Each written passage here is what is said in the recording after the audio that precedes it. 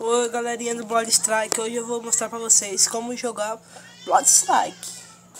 Primeiro, bom galera, aqui, primeiro, assim, eu não sou muito experiente.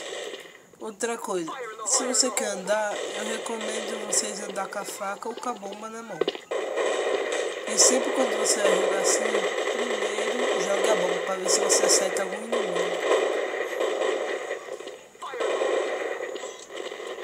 Viu? Acertei um. Tinha um monte de reunido, aí eu fui e resolvi jogar. Matei.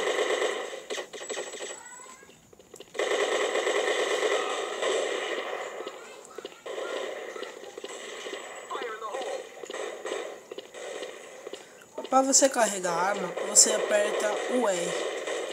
Você pode, ela só recarrega se você tiver gastado pelo menos uma bala, no mínimo. Aí ela recarrega, tá vendo? Você aperta no R, ela recarrega.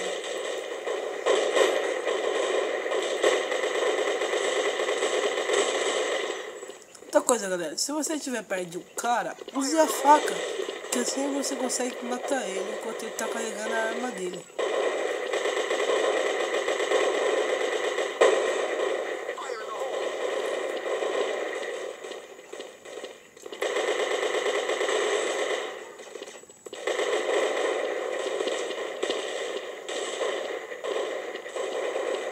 Vou carregar essa arma aqui.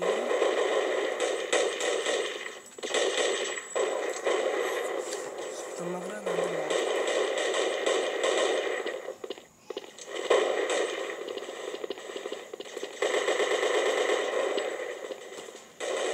Eles estão por toda parte. Tem muito deles por aqui.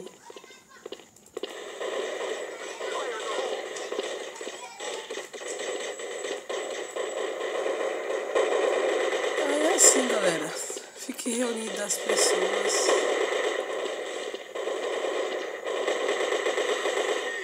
Fique reunido as pessoas assim, Não é muito difícil jogar Blood Strike não. Blood Strike é muito fácil. Sempre fique esperto. Você pode ter um cara do seu lado assim.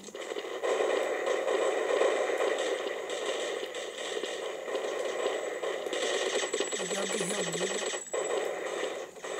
E cuidado com a sniper. Se alguém te de sniper, é só você atirar do outro.